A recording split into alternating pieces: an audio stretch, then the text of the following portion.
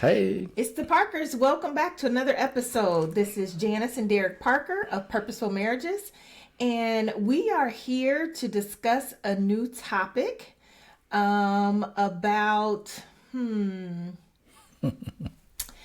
this topic is very personal to us.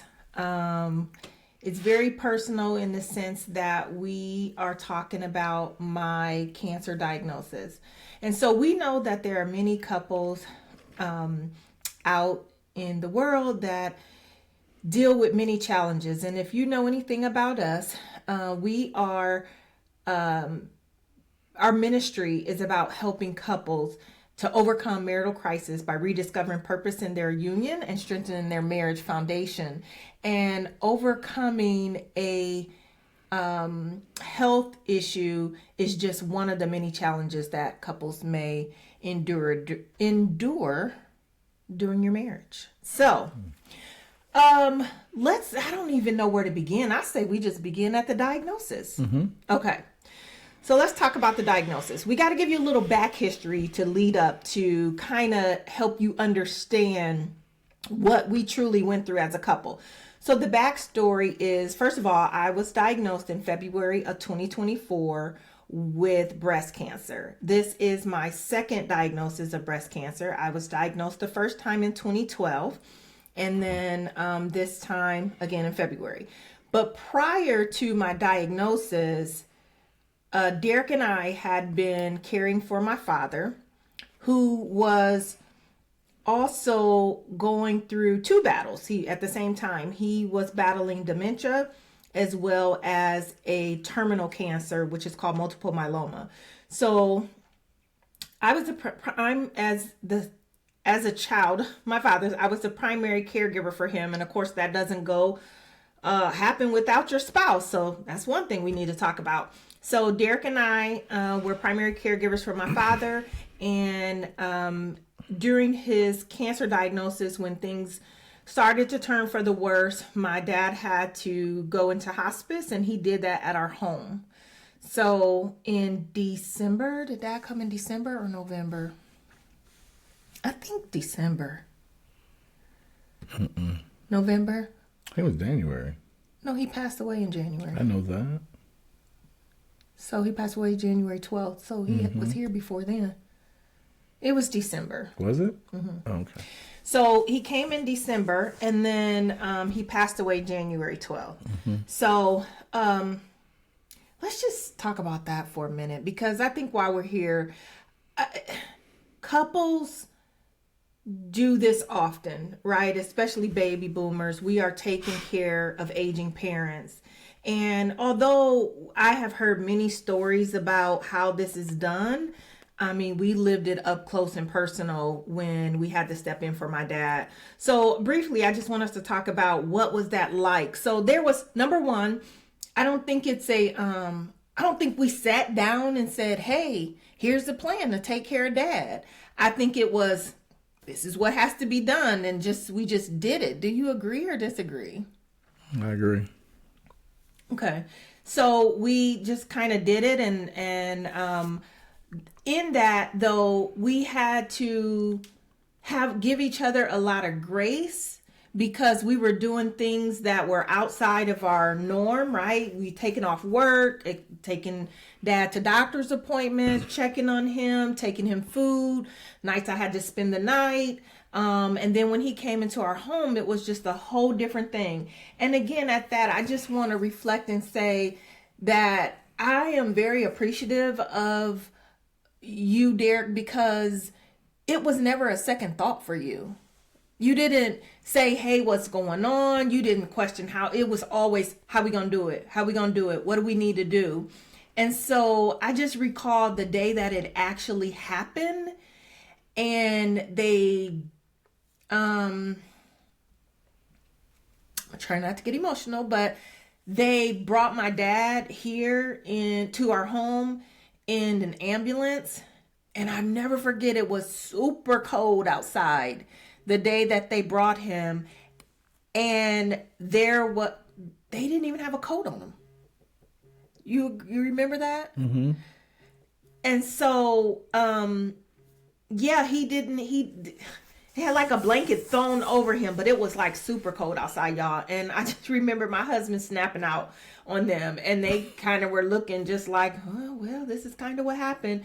But anyway, from taking him in from that day moving forward, I mean, every day was a challenge in trying to get my dad to eat and just thinking that I was able to nurse him back to health. And I recorded these times and I took pictures of these times when my husband we had redid our living room. We laugh about it. We say our living room used to be a lot of things. And we made shift throughout life situations. But in this case, it was my dad's bedroom. And so we tried to make it as comfortable as he can, knowing that it was the biggest space in the house where he would be able to have all the equipment that he needed for his stay as well. But I just recall the times where I would catch my husband praying over my dad and talking to him. And this is so emotional for me because you'd have to look at our previous episodes to hear how my dad and Derek's relationship started to what it evolved into over the years. And so I'm most appreciative. It's nothing I imagined, obviously, that would happen, but I'm so grateful to God that he restored their relationship and made it what it was, because I witnessed true, genuine care for my father from another man. Like, if you can imagine, my father was not able to, he had to be changed, he had to be bathed, all of those things. And trying to, give him the dignity of not doing some of those things as his daughter, my husband just stepped right in with no question. No question at all. And I also remember times where where in the morning time, some nights I would sleep on the couch next to my dad in the room where he was, but other times, I'd watch him until he'd go to sleep, and then I'd go upstairs and get in our bed. And the times that I would do that, I would wake my husband up. I'd be like, "Okay, babe, come on, it's time to go check on dad. Don't shame me if you don't feel like this sound right." But I had somewhat of a fear of going down there and finding that my dad was not alive. So I would make sure that my husband would go with me, and I would think he would be hesitant when I asked him, but he just would get right on up like, "Come on, let's go." And I'm just so grateful for you. And I know I've told you many times that I am, because I just can't imagine another partner and I just can't imagine doing it without you. I'll just say that. I cannot imagine. And I'm thankful that you and dad were full circle. We also joke now that when my dad passed, several things, tools and stuff like that from his home that Derek took before we gave a lot of the stuff away. And we joke now, and it's really not a joke. He doesn't even know how much it means to me. But there's times that around the house, Derek will, I'll be like, "Hey, we need to do this," or "Hey, we need to do that," or something with the cars or whatever. And he'd be like, "Okay, I got it taken care of." Dad, what's your favorite word?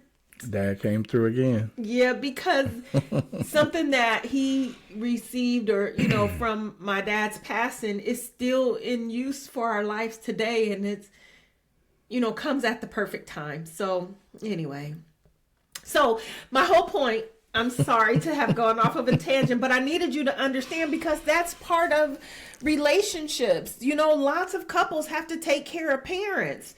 And you when you marry, you say "I do." That's part of the better for worse. But do you really go there until you actually have to go there?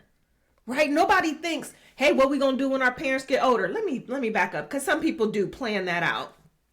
But not everybody does. And in my case, I didn't imagine things going the way it had to. I mean, my dad was very healthy in his 80s. I mean, extremely healthy. Prior to his terminal cancer, but my dad had been diagnosed with three other kind of cancers before this terminal one. So, and had did very well. And we joke in our family about my dad. Like, my dad rode his bikes. My dad bowled in 3 different leagues in his 80s and bowled very well. He was just a very active guy. Mm-hmm. So, yeah. So then moving on. So what happened is when my dad passed away January 12th, I was diagnosed the very next month with breast cancer. And so that, yes, it came up as a shock to us because I thought I would never have to revisit that again. But here we are. So, babe, what was your reaction when you found out that I was diagnosed? I think it was pretty heavy for me because just coming out of, dealing everything with Dad and going through all of that, I was already, I think, in a place of still not even believing that him not being there anymore was a reality. But I will go back just a little bit on that January 12th. It was a Friday, and I remember this clear as I remember. My name is Derek, and I was, I usually pray in the morning over my wife, over our day, all of that. And I was praying over you, and I gave you a kiss that I love you. I'm going to go down here and check on Dad. Usually what I would do is go down there, check on him. I would pray over him, make sure he was comfortable, adjust his covers, his pillows, whatever, give him a kiss on the forehead, tell him I love him, I'll see him later.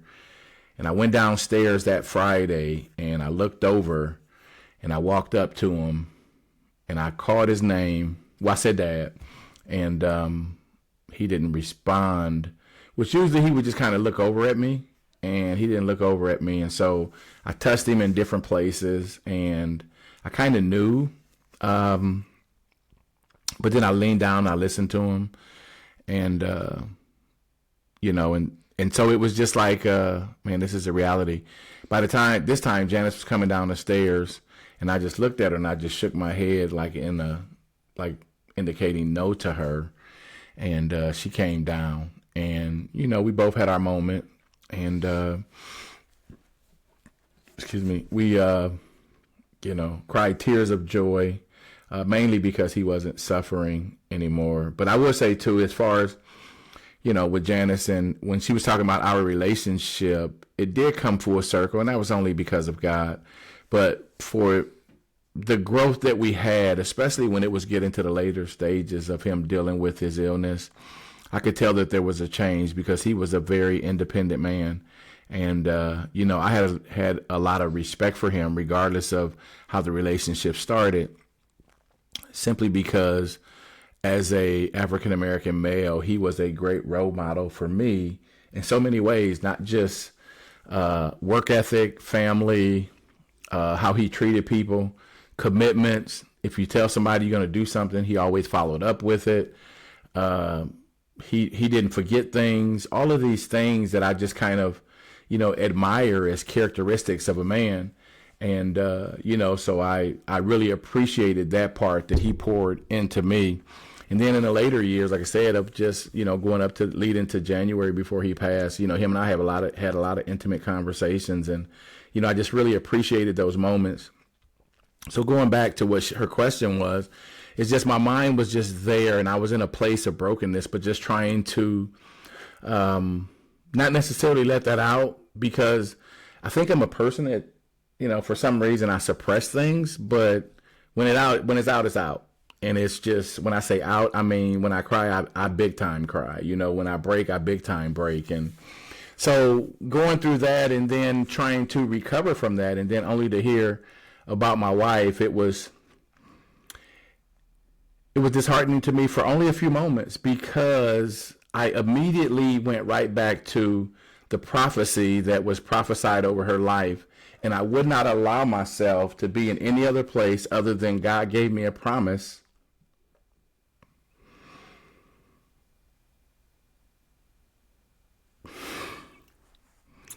God made me a promise, and I said I'm holding on to this promise. So it's like that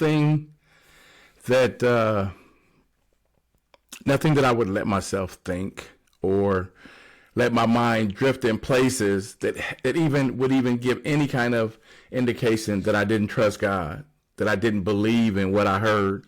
So when somebody would ask me anything remotely to a question regarding about my wife and how I felt, I said, God made us a promise. God made us a promise. And when I was at church, I always pointed to the place, the pews where we were when Bishop Senegal came over and prophesied to her. And I said, God made us a promise. He sent his man of God, and he made us a promise right there. And I said, I'm just going to hold on to that. And, honestly, up even to the point right now, I've had some tears, but it's not been like a just total breakdown because God is just so good. And, again, I'm kind of getting off, but going back to when her question, I just, I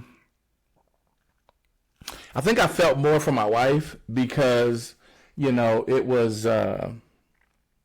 just wondering how she felt from a psychological standpoint, because I knew that I had to be the rock that said, remember what God said. Because sometimes when you're the person that is the recipient, then it's like you have the anger, the frustration, you want to cuss people out, you want to throw stuff, you want to ask those questions, why me? What did I do?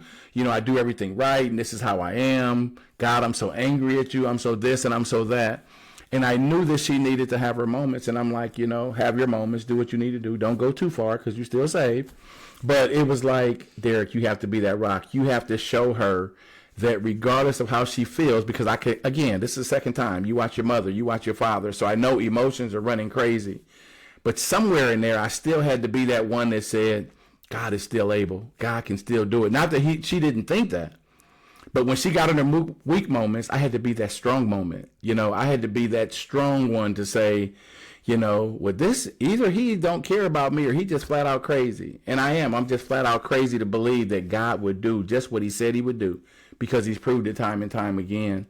So even as we went forward with everything, that's just where I was. And that's where I even am today, is just, I'm still that rock that says, God, not only are you able, but you will do, because God does all things well.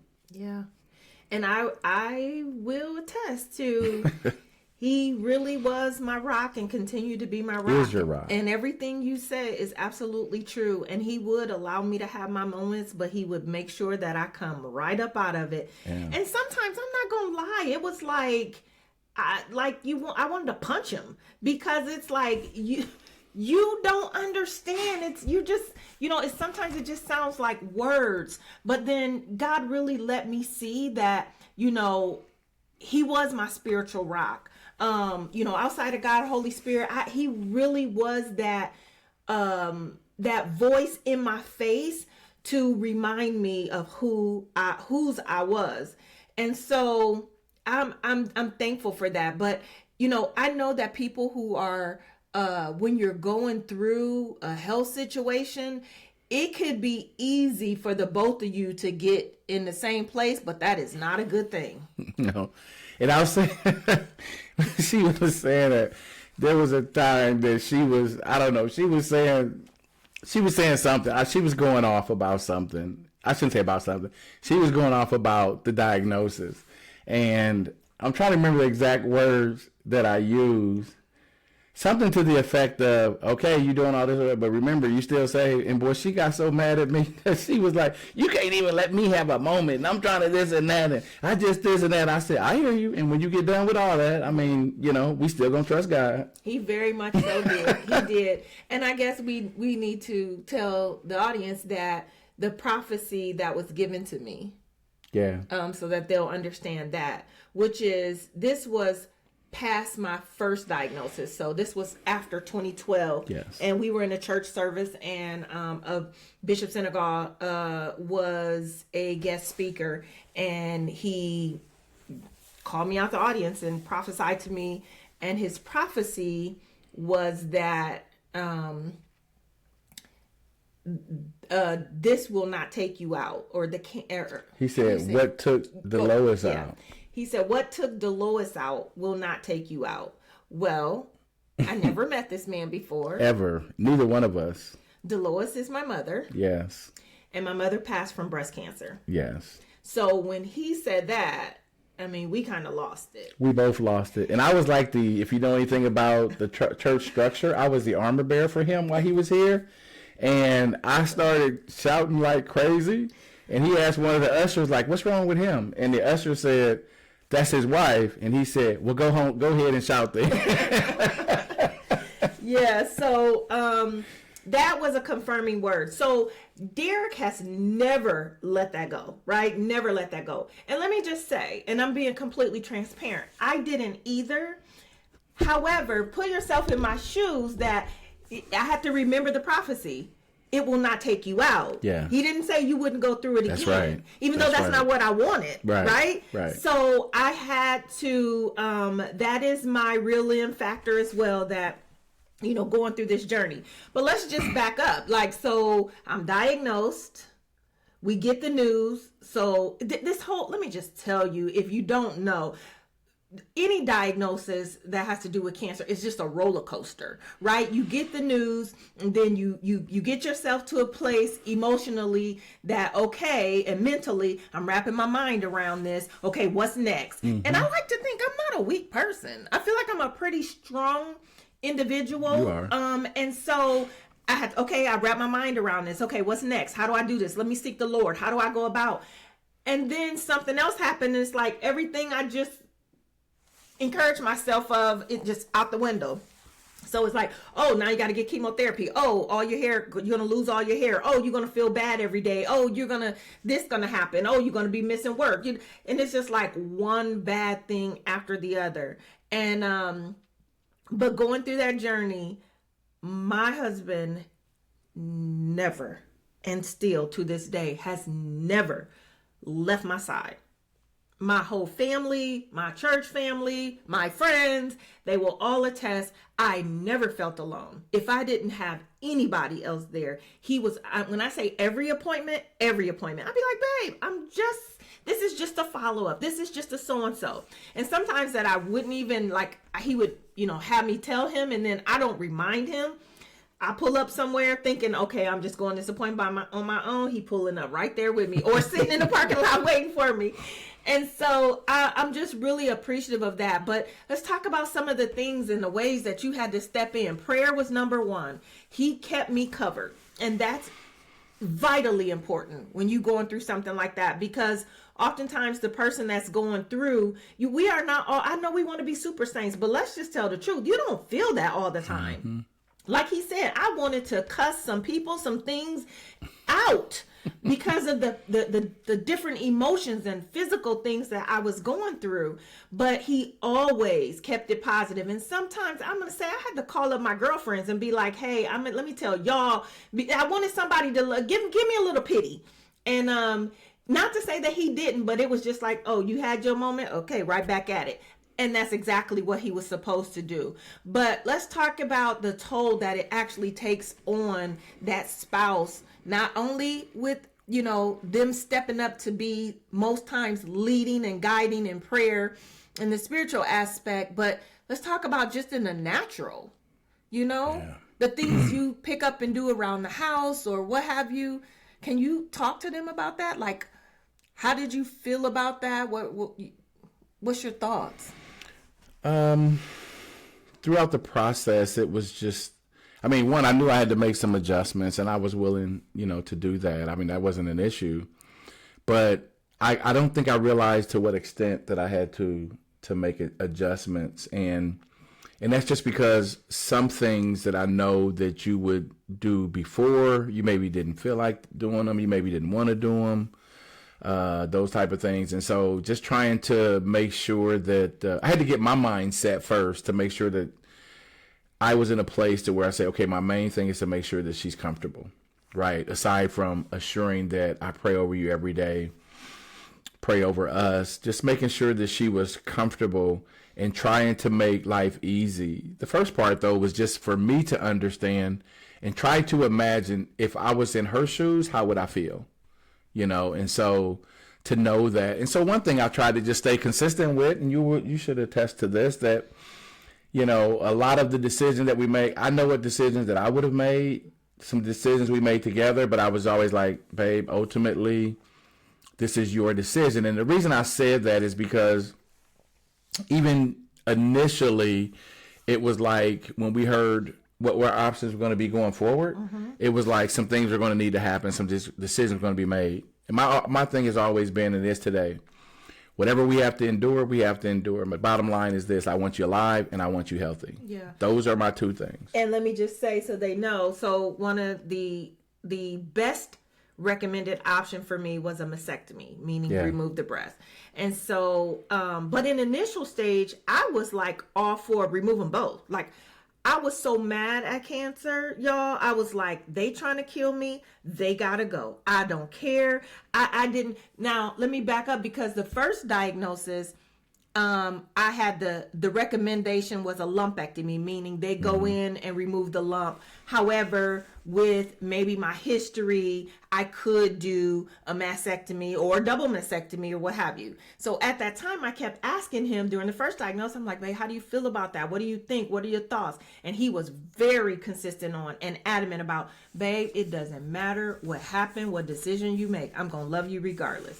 And so sometimes, ladies, you feel like them just words, that's what he's supposed to say. So the first time we did go with the lumpectomy. What you saying, that you did? I'm just saying, okay. Yeah. No, that's not what I did. I'm just listening to you, and I'm just thinking that's humorous. So anyway, so he, so that was the first test, and I ended up choosing a lumpectomy, which is just the removal of the tumor, and both of my breasts remain. So this time around, I didn't even ask. Like, I asked him a lot during the first time. Babe, are you sure? Babe, what's your thoughts? How you gonna feel? What if this is that? This time I told him, I'm like, they gotta go. They trying to kill me. They gotta go. And he still was saying, babe, it doesn't matter. And now I'm thinking, dude, you ain't really thought about this. The reality, I'm talking about removing both of my breasts, the two things that you are so in love with, like removing them, like they're gone. You hear me? History, they out of here. And he was still, adamant about what he said. Babe, I don't care about that. I want you to make the best decision that you feel comfortable living with. I'm still gonna love you regardless. Y'all, I believed them. Partially. Yes, partially. Until we got to the day that it really had to happen. And I watched his behavior, his words, his character the whole time, from March until February until August 21st, when I ended up having a surgery. And he was at every appointment, and they still were asking me, are you sure you want to do XYZ, whatever. And so I did at the end change my mind about both, but I did move forward with the one. And he never changed. He never changed. It was the same. In fact, y'all, he loves on that boob just as much as he loved on the other one. Oh my God, did you just tell the world? I did. I just told the world that I want you to know how accurate he was in his statements. He gives it the same treatment that he gives the other one. That is too much information. That is what they need to know. No, I want them to know how serious that you were about. It didn't, and that's a lot. That meant so much to me. I have heard women talk about how them contemplating a hysterectomy has caused issues within their marriage. I'm losing a whole limb of my body, a body part, and he was fine. He was completely fine. He cared. He shown and proved that he cared about my health. Yeah, I think part of that though too was because sometimes people say things, and I think at the time we mean it, but then when you have to walk it, it's a little different, especially when it's a whole real transformation that is clearly visible. And that was the thing for me, was just that I wanted you to not only hear what I'm saying, but then to see that exactly what I'm saying is exactly what I'm doing. So, loving on the other boob was just was to me just as important because, again, everything, regardless of whether it was more or less, it's still a part of you. Yeah. And what I love is you, and it's more to you than just what physically people see. And I just happen to be able to get a little more intimate with that, which is good. But it's we didn't get here because I loved your boobs. We didn't get here because I loved your smile.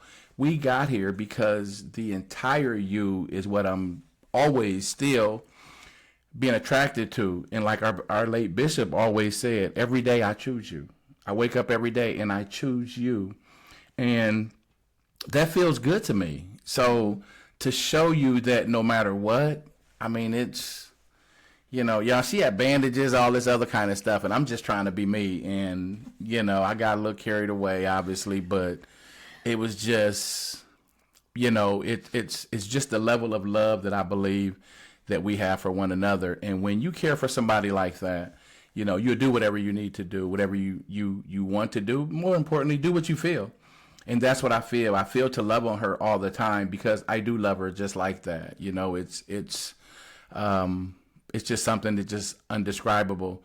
But I know that it's all because this is all part of our journey. So God has given us a level of love, which, by the way, we pray for. Mm-hmm. So God, again, answered our prayers.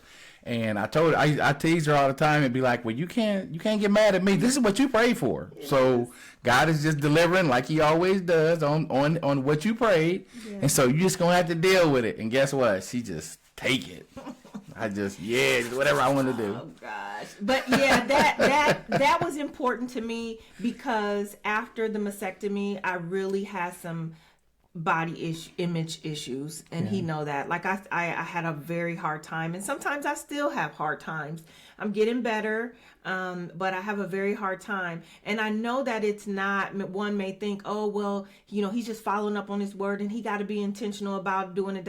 When I tell you that this is just normal, it's normal for him. Like he reaches up and touches my breast, like it's. Like I don't have something going on there. I'm like, babe, we got some, you can't treat it the same. And it just out of instinct and out of love, he just does it. And so that means a lot to me that he still desires me in the way that sometimes I don't even find myself desirable. So, and that also goes with my hair as well. So, but how did you feel when you first had to cut my hair?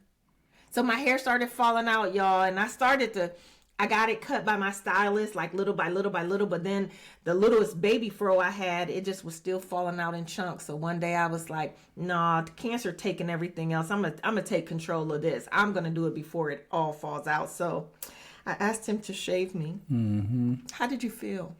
I felt good. Actually, I did. One, because, as her hair started falling out, and like she said, her stylist cut it down really, really low.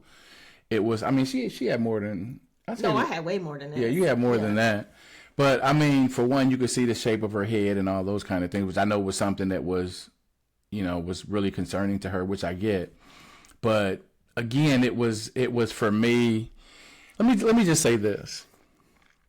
When you truly understand and hear the voice of God, and I don't want to get all deep, but I want to be real. When you understand and hear the voice of God, you roll with that. So when God said, this is a journey that I want you to take because there's purpose in this, a lot of times you don't even know what that means, but you trust God enough to continue to start walking and say, okay, God, if you taking me down this road, then I'm gonna go down this road because this is where you're saying that you want me to go. So how does that relate to what she asked me? So when I started shaving her head, I wasn't worried about anything.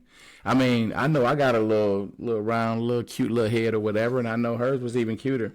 The thing about it is this: she has a natural beauty to me. So I don't care what anybody else thinks, and no offense to you all, but she has a natural beauty to me, and regardless, I like her bald. I wish she would have stayed like that, to be honest. I told her that, and she was like, no, I'm not staying like this. And that's her level of comfort. But when I started shaving her head, I knew that shaving her head was part of purpose. So I'm shaving with purpose. So as I'm doing this, and she's like, you okay? And I'm like, I'm good. Like we did the video. I was good all throughout because I understood what God was saying. I understood where God was taking us. It's like a lot of times, a lot of things that we go through aren't necessarily for us. We go through those so that God can touch other people. But we have to trust him to know and be in space enough to say, God, I trust you. And even as I go through this, people are being healed. People are being delivered. People are being touched. People are being introduced to God. And this right here is no different. For people who may have to go through the same journey, you don't have to now do it in silence. It's okay to open up. It's okay to share yourself with the world because a lot of people don't. They feel shamed and all of that. This is not your fault. There's nothing to feel shamed about. It's a process that you go through, and it's good to tell somebody because other people may be strengthened just to see your strength. They may never even get to know you or anything like that. So as I'm cutting your hair, I want other husbands to see that, or significant others, whatever, and then to be like, I want to be part of that too, because it's growth in that, it's strength in that. The difference would be if I was sitting off in a corner and let her just do all of this by herself. Oh, I don't feel comfortable. I don't this, I don't that. Well, now I've just alienated the person who I say that I love, and that's not a part of love that you can show. To me, love is every single part of that. Doing things when you really don't feel like it, doing things when you don't think you have to, doing things that you would normally do, but you do it because you love that individual, making sure that they're comfortable, make sure this or that. You know, if she's got some craving at some weird times of the day or night, you're going to take care of things. Why? Because you know if the tables were turned, you would be receiving the same treatment. And that's true love. Yeah. So I felt good. I'm good. And after that, it took a while for me to gain some confidence to, you know, actually wear the bald head. My daughter ended up buying me a nice wig, and Yes, but I the first day I was like, you know, I think I'm gonna wear my hair out at church. It was a weekend or something. I'm like, this is like Friday or Saturday. I'm like, I'm gonna wear my hair out this weekend. I said, but I want to test it first. So we're gonna go somewhere Saturday, and I'm gonna go without my wig and see how things go. And he said, okay, you know, because he's been completely fine with it. And I said, and I didn't have this peach fuzz that y'all see right now. It was like this. It was completely bald. So we went to a store, and I think it was like TJ Maxx or Marshalls or something like that. Maybe. And we were in the store, and while we was going, he was like, babe, why are you so concerned? I said, because people just stare. It makes it, I don't want to make other people feel uncomfortable. He's like, that's not your worry, you know, blah, blah, blah, blah, blah, blah, blah. Mm-hmm. So I'm like, okay, you know, so we get in the store, and I'm walking around, and I'm trying to mind my own business. Next thing you know, I look at my husband's face, and he looking all frowned up and sideways, like, what you looking at? And I'm like, who is he talking to? What's the problem? And he later told me that some lady kept looking at me or whatever, and he got so defensive about it. And I'm like, I thought it was kind of funny. I'm like, see, babe, I told you this is what people gonna do. And he was like, this ain't new, you know, women wear their hair bald all the time. But the fact that he just got so defensive about what I wanted to avoid was really funny, but it actually showed me just another level of love that he have and protection for me.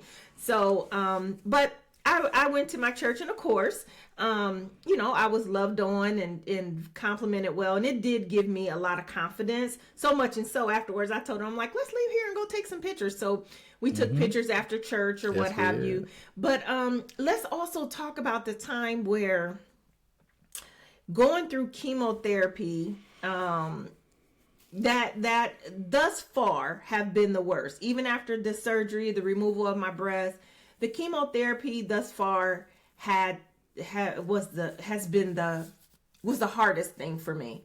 And that was because I worked throughout, you know, my chemotherapy. So I was still working, and I would have chemotherapy on Fridays.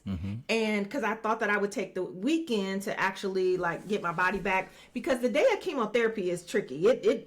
You think you still Superman. I come home, I'm still cooking, I'm still doing everything. And then the second day on Saturday, my husband had to give me this shot.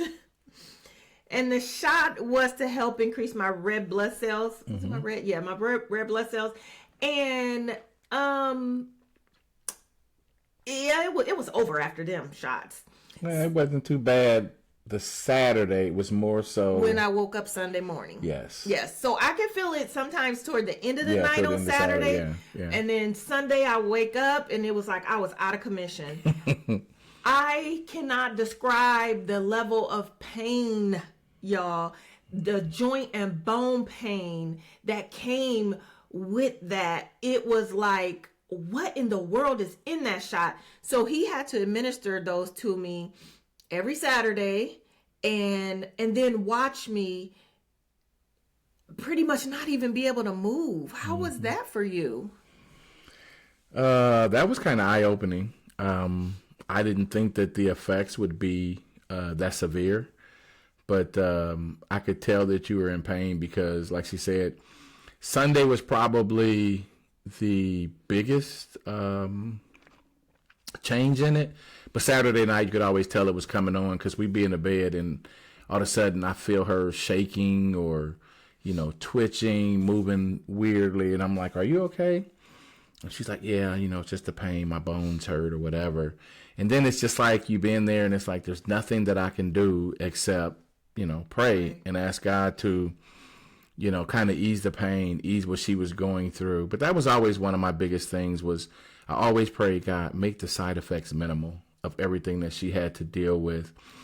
But I always tried to take something out of it. So, as she's going through this, I'm like, okay, God, I trust you. I'm just trying to understand, does it have to be like this? Can it be a little easier? Right. Can we just this? Can we just that? Yeah. But, you just have to understand, too, that there is strength as you go through the journey. Mm-hmm. Sometimes we don't want to go through things, but when we do, we gain so much by going through it. Because a lot of times it's just the way how you go through it. And so, seeing her do that and seeing her get up and trying to do things, I got to the point to where I was like, okay, now you're doing too much. Just relax, just this. And she's like, well, I need to do this. I need to try to do that. And I tell her again, you're doing too much, you're going too much. And then finally, as we got through a lot of the chemo, she's like, now remember, they said, let your body tell you this and that. And I'm thinking like, okay, whatever. But I'm saying like that, okay, whatever. I'm just telling you, just sit yourself down, because I didn't want to see her go through that. But I got it too. She was challenging. This is not going to have me in a place that I don't want to be, bedridden, whatever the case may be as she's going through this. But yeah, it was just so many different facets of understanding from a level of a spouse that's not going through it. You're watching things and you just trying to adjust quickly, but things are happening so fast. It's like, okay, what do I do next? I haven't even got the last thing down yet, but now I got to go and try to feel okay. And I've got like the book is here and I'm like, okay, what is that? I don't understand what that means. Let me flip over here. What is this? What is, and so you're going through all of this. And all the while, you're still praying, Lord, please help him, God. Don't let him go through this like this and that. And it's okay, what does that mean? I don't understand. And the terminology is just unreal. Yeah.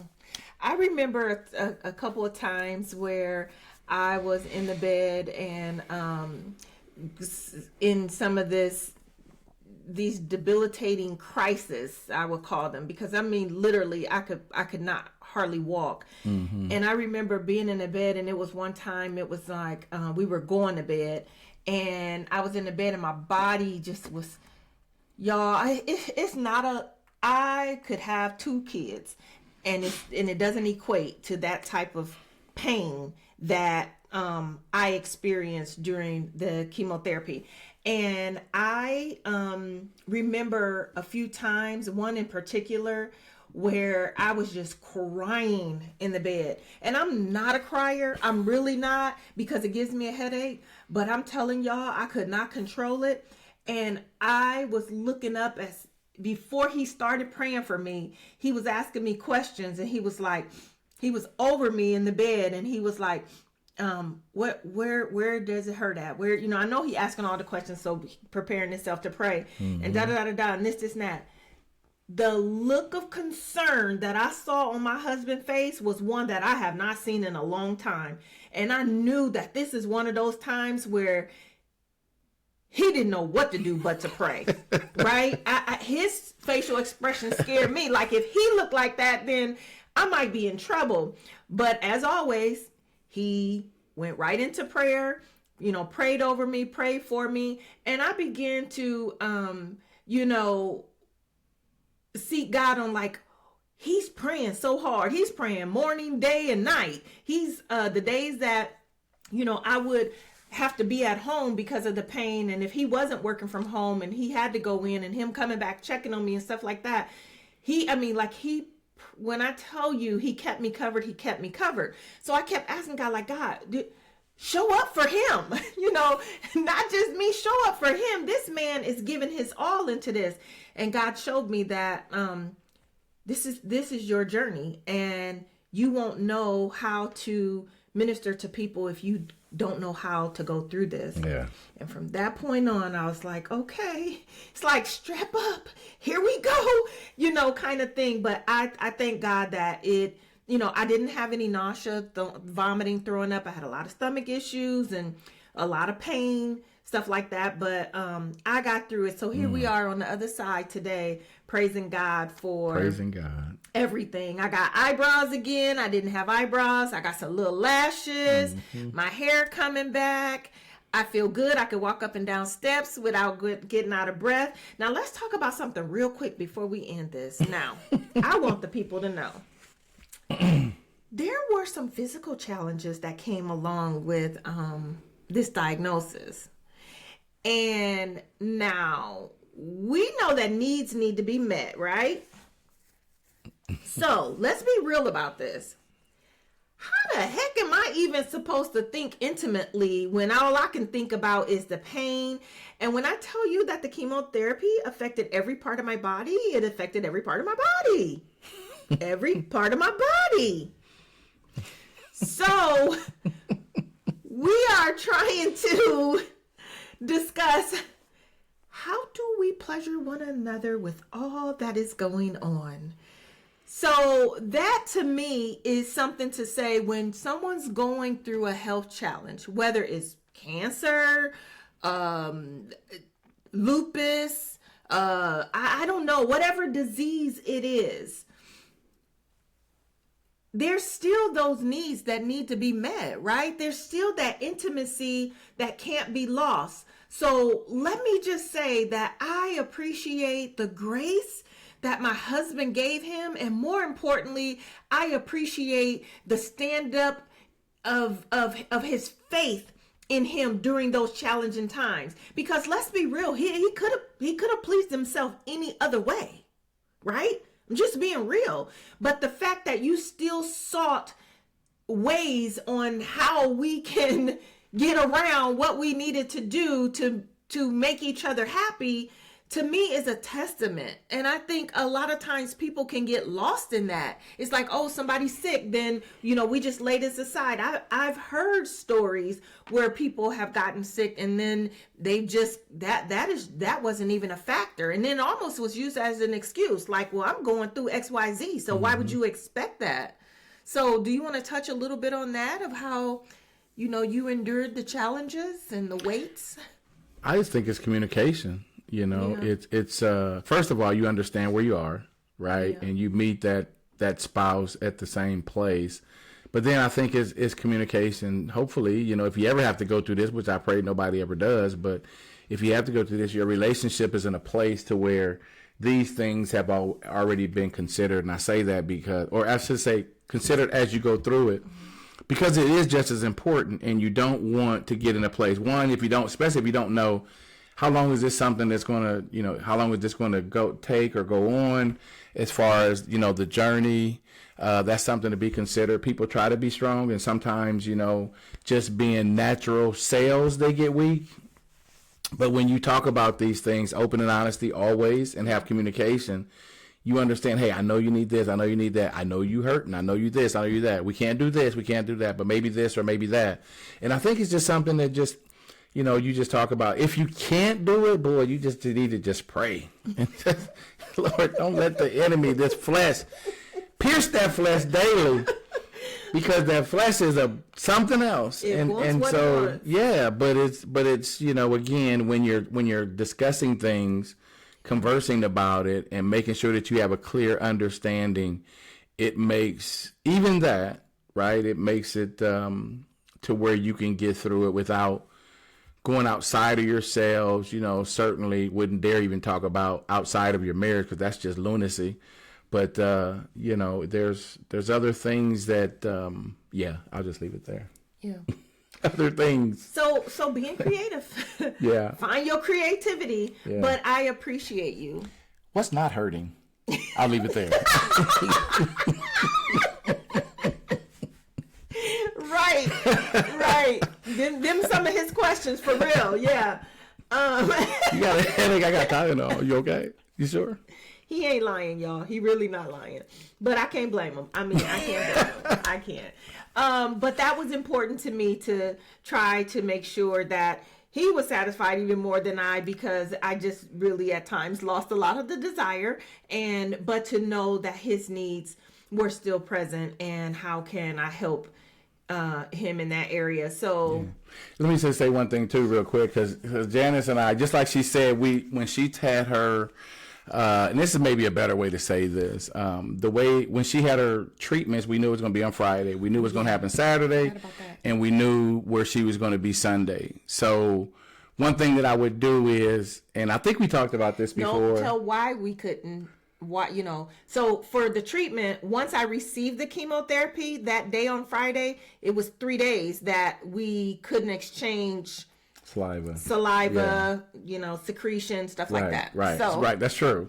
So what we would do is on Friday, when she went for treatment, we get on the elevator. As soon as we get in the elevator, she just automatically knew that my tongue was going in her mouth. Down my throat. Because for 3 days, I wouldn't be able to kiss her like that, and all that kind of stuff. So I just, every time I do it, she just busts up laughing. I'm like, this is not funny. This is intimate. He did not care, y'all. I'm like, the door about to open, the elevator door. He did not care. That's my wife. He did not care. I mean, that's my wife. And I get that. But the way that he was tonguing me, y'all, like he would never see me again. The doors, we were behind closed doors. I didn't tell the doors to open because I wasn't done yet. So, but anyway, enough of that. But I'm just saying we would do that. But the other thing that we would do too is we knew, again, before Friday, if we wanted to, make sure that each other were taken care of, we had to do that then. And so we, like I said, we did that. And, for the rest of the time, it was just like doing other things. So it wasn't like, oh my God, I got to have it every single day or something like that. But it was just understanding where we are in our journey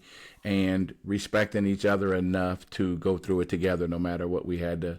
And I wouldn't even call it a sacrifice, because we have no problems in that area. And we love each other in so many other ways. Sex is not always that for us. It's really not. Yeah. I mean, there's intimacy is intimacy. It doesn't mean intercourse. Yes. So that's something that we certainly don't lack in our house. And again, I just, you see these videos and stuff like that. I'm just one of them dudes. If I walk by, I can't just not make some kind of contact. And she just keep going, or she'll shake her head or whatever. But again, it's fun. It's part of the journey, and all of that. With the consideration that Friday, Saturday, and Sunday I had to just be different. I might not be able to smack her or whatever, like I would want to, but just being considerate of that. But it still kept our love live. Yeah, absolutely. So the point of this video was to, again, part of our mission. A big part is helping couples to overcome marital crisis. And that is, or can be, a marital crisis while someone is sick and going through, whether it's husband, wife, girlfriend, boyfriend, what have you, and understanding what's necessary to get through that. So communication, being understanding each other's needs, know that this is temporary. Yeah. I don't, and especially if you are a believer, I don't care what the diagnosis or the doctor said. It's temporary, right? Because we know who our healer is. So, and whose report do you believe? Yes. So we, that's the approach we've taken. Again, we're only part ways through our journey. We still have a lot more to go. I have reconstruction surgery to do. We don't know what that looks like or how we go through that journey, but I tell you what, I'm confident. I am confident that I will get through it. I am confident in the man that stands by my side. I am most confident in my God who Yes. determines my outcome. So we are definitely in a good space, but really wanted to share that. And I didn't even say, Derek had to deal with my mother's breast cancer, my breast cancer, your mother's breast cancer. So you got a little experience under your belt. With all these women in my life that I love, and to just see it and still just continually trust God regardless of the outcomes. Absolutely. So, yeah. All right. Any parting words, Mr. Parker? We hope that you all have learned something on today, been inspired by this conversation, and we are here. That's what we're here for. We are here to help you through any crisis, marital crisis that you may have, and most importantly, to help you discover your purpose in your union and to help you strengthen your marriage foundation. So until the next episode. Well, I like to say real quick, sorry about that. Just real quick too, I think a lot of times, couples go through a lot, people go through a lot, but you never really know what testing love is until you go through where someone has to go through something like this, right? Mm-hmm. To where it's not their physical self, their mental self, their emotional self. And I think sometimes we tend to downplay those things, but it is tough. And I would say this is just like anything else. When you go through things, there's always collateral that goes through it with you. Now, especially your spouse, because they're the closest one. But this is something that a lot of times, or I shouldn't say a lot of times, sometimes when marriages are tested through illness, health issues, those type of things, not all of them make it through. And you have to ask yourself why, because when you say for better, for worse, and all those things, you're not just words that you're saying. It's a covenant that you're speaking into each other, covered by God. And that's something that you really have to believe, that when you say for better, for worse, and regardless of what it is, if I have to care for her every day, she has to care for me every day. That's what I signed up for. And some people say, well, I didn't sign up for that. Well, you absolutely did. Mm-hmm. When you said you love that person, when you say I do, it's exactly what you signed up for. And so, regardless of what we go through, we're going to go through it together with the covering of God. And I would just encourage couples that regardless of what it is, you can make it through anything. You just have to communicate and trust God. Absolutely. So, all right. All right. So this has been another episode of Purposeful Exchange. Purposeful Exchange with Derek and Janice from Purposeful Marriages. And we appreciate you guys taking the time to hear us, listen to. We do have more to come, so stay tuned. And there's going to be more episodes, probably another portion of this, because there's still a lot to unwrap. And we're excited about the journey. We're excited to where we've been, where we're going, and what God is doing in our life. And also, importantly, we're excited that you are coming along with us. So we appreciate each and every one of you. All right. Stay blessed. Be safe.